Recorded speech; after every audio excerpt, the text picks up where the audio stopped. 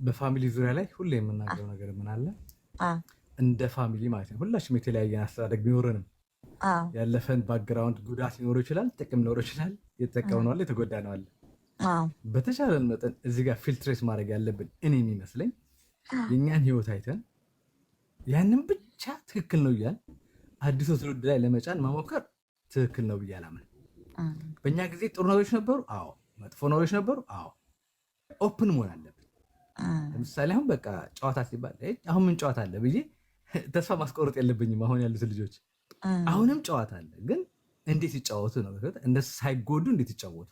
ልምዳችን በአጠቃላይ ቤተሰቦቻችን ለእኛ ያደረጉልን ነገር እኛ ቤተሰብ ስናግዝ ስንመረቅ ያደግን ገባሽ፣ አጎቶቻችን አክስቶቻችን ጋር ማደጋችን አብረን መቀራረባችን ይህን ካልቸር በኮን መንገር አለብን እንጂ አሁን እኮ አንዳንድ ልጅ የሚያድገው አጎቴ ያደረገኝ ተብሎ እኮ ነው የሚያድገው። ናኒታ እውነት ነው። አክስቴ ያደረገችኝ እኮ እኔ መቼ እኔ ቀራላት እግዚአብሔር ይቅር ይበላት ብለው የሚናገር ቤተሰብ ሞልቷል። ለምን የድሮ በደላችንን፣ ቁስላችንን፣ ጉዳያችንን፣ ቂም አንዳንድ ቦታ እኮ ልጆች ስላጎት ስላክስት የተነገራቸው ጥላቻ ያድጋል። አሁን ያድጋል። ታውቃላችሁ? እውነት ነው። የሚገርማችሁ እነዚህ ንጹህ አእምሮ ያላቸው ልጆች ምንም አጎታቸው ምንም አላደረጋቸው።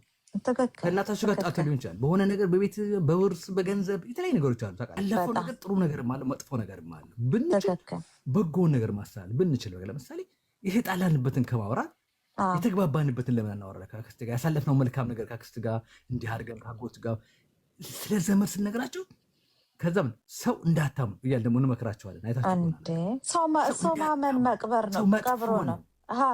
ሰው ማመን ቀብሮ ነው። አስቡት። እንደዚህ ተብሎ የሚያድግ ልጅ ነገር ትዳሩ ሲገባ ሚስቱን አያምንም። ምንም ጥያቄ የለም። ኧረ ወላጆቹንም አያምንም። ከሆነ ጊዜ በኋላ ራሱ አያምን። ቤተሰቦች ነግረውታል፣ ሰው ተነግሮታል። በጣም እኛ የምንመክራቸው ምክር ያሳለፍነው ኤክስፒሪየንስ ወደ እነሱ ስናስተላልፍ ጥንቃቄ ያስፈልገዋል። ብዙ ጊዜ ታችሁ ከሆነ የእኛም ብቻ ንቀን የእነሱን መርገም ተገቢ ነው ብዬ አላስብም። እኛ በእነሱ ዘመን የተወለድን አይደለንም። በእነሱ ዘመን እነሱ የሚመጥ ነገር አለ። ከኛ የሚጠበቀው እንዳይጎዱ ነው እንጂ እንደኛ ካልሆናቸው አይደለም ማለት የለብንም። እንደኛ በፍጹም ሆኖ አይደለም፣ ግን ከኛ የሚጠቅም ነገር ካለ ብናስተላልፈው ምን ችግር አለ? በቃ ማስተላለፍ። አሁን ብዙ ጊዜ ማለት ምን የዘንድሮ ልጅ ምን ዋጋ አለው? ብዙ ቤተሰቦች ሲገናኙ የሚያወሩት እንደዛ ነው። ታዲያ ምን ዋጋ አለው? ይህ ትልቅ ስህተት ነው። ትክክል ዳንዬ። እኔ አሁን እዚህ ላይ እንደው ሳይታሰብ እንዳላልፍ የምፈልገው ነገር ምን ዋጋ አለው አልክ። ልጅህ ዋጋ ሲያጣ የአፌ ፍሬ ነው ብለን ራሳችንን እንጠይቃለን። ይሄን ማንም አይጠይቅም። ከዛ ግን ወዛው ወዲያው እጃችንን የምንቀስረው እግዚአብሔር ላይ ምን አድርጌህ ነው እንላለን። ያደረግነውማ ልጃችን ዋጋ የለውም ብለን እኮ ዋጋ እንደሌለው ኦልሬዲ ምን አረግንበት? ተናገርንበት። እንዴት አድርጎ ዋጋ ይኖራል?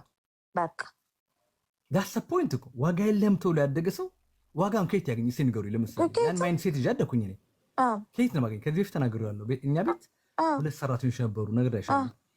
ምግብ ሰዓት ላይ ጠረጴዛ ላይ ዱቅ ብለን ነው የምንበላው ከህፃናችን ጀምሮ። አሁን ካደኩ በኋላ ነው የሚገባኝ እናንተ። በዛን ጊዜ ምንም አይመስለኝም፣ አላውቅም። ካደኩ በኋላ ቤተሰቦች ምን ሊያስተምሩ ፈልገው ነው? ከሰራተኞቹ ጋር እኩል ነው። በቃ ልብስ ለኔ ይገዛል፣ ለነሱ ይገዛል። ብታምኝም ባታምኝ እኔ ሽራፊ ተጨማሪ መብት አልነበረኝም። ሰራተኛ ቢሆን አጎት ቢሆን ከውጭ እንዳ ከሀገር ቤት እንዳ ሰው እኩል ነው። በቃ ያ በጣም ጠቅሞኛል። እኔ ያሳዩኝ ነገር አሁን ቤተሰቦች ለምሳሌ ሰራተኞች እያሰቃዩ እየደበደቡ አንዳንድ ቤት የሰራተኛ ወጥ ይሰራል። ታውቃላችሁ? ለብቻው የሰራተኛ ወጥ ይሰራል። ምንም ጥያቄ የለም። ምግብ የሰራተኛ ይሰራል። በጣም በቃ የሚያሳዝን ያ ነገር አሳይቶኝ ባድግ እኔ የሚሰማኝ እንደዛ ነገር ሰው በቃ ፍንዳ ሊሰማኝ ይችላል። እነሱ ዝቅ እንዳደርግ ላስብ ይችላል።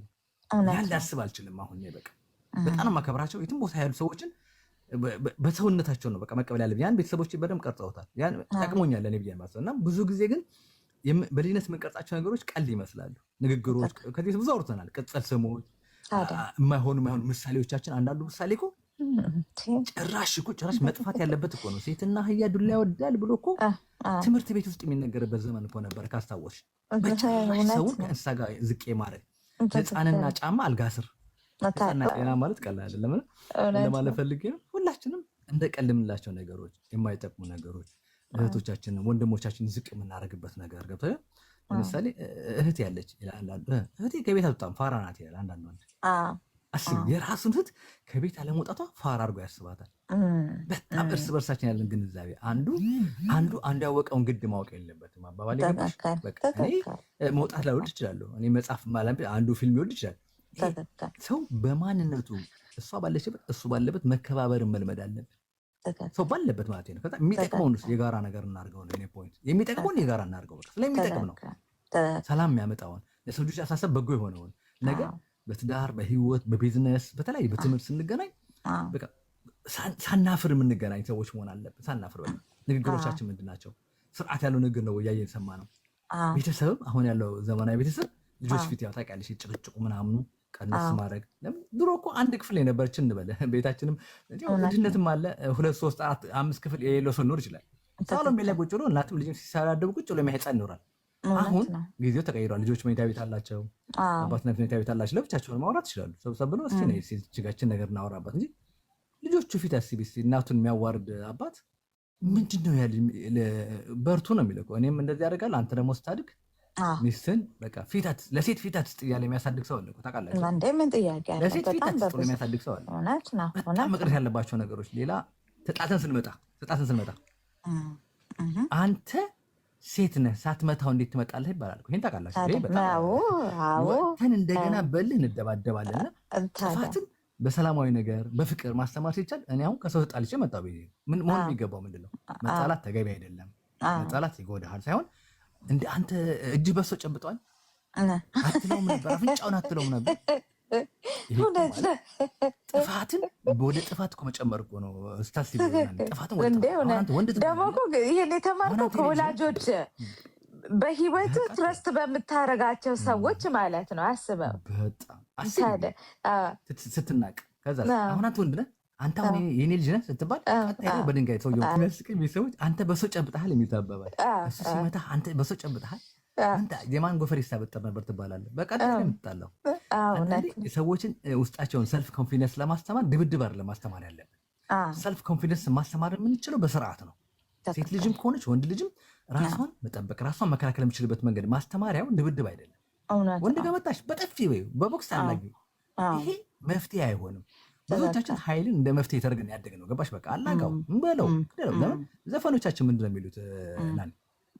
በብዛት ዘፈኖቻችን በአማርኛ ቢቆጥር ገዳይ የለበትም። ዘፈኖቻችን ከግማሽ በላይ እኮ ስለ መግደል እኮ። አንድ ጊዜ ጀርመን ሀገር እያለሁ ገርፍሬንድ ነገር ይሻለ ጀርመን አይተኝ ይህን ዘፈን ለማስተርጎም ፈለግኩና በቃ ገዳይ ስለ መግደል ነው ገባሽ?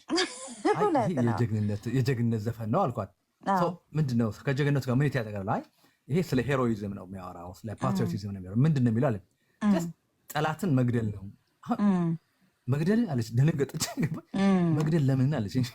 ለምን የእኛ ዘፈን ብትሰማ በሙሉ ገዳይ ነው። እንደ ብዬ ልንገራት ቫልጋሪዝም ብለው ስንት ችግር ያመጡብሃል አይደል? እውነት ነው። ስም እኮ ይሰጠናልኛ ደም መላሽ ተብለን ማለት ነው። አቤት እያልክ ነው የምትኖረው። ሰው ደም ልትመልስ ማለት ነው።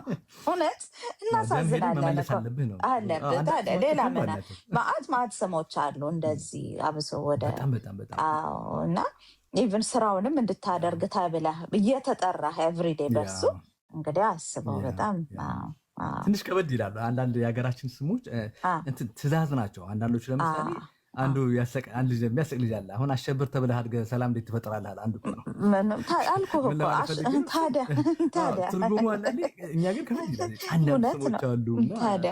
እነሱ ነገሮች ጥሩ ነው ከታሪክ ጋር የተያዙ ነገሮች። አንዳንድ ሰዎች ለምሳሌ ጥሩ ቤተሰቦቻችን መልካም ነገር ወይ ችግር ያሳልፉበት ያን ካለፉ በኋላ የሚሰጡት መልካም ስሞች አሉ ጥሩ ድል ያገኙበትን ስሞች ይኖራሉ። አንዳንዱ ግን እንትን ነው ማስፈራሪያ ነው፣ ኮማንድ ትእዛዝ ነው የሚመስለው።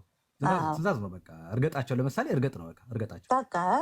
ታዲያ ይረግጠሃል። እስኪ በቃ በኦሮምኛም አለ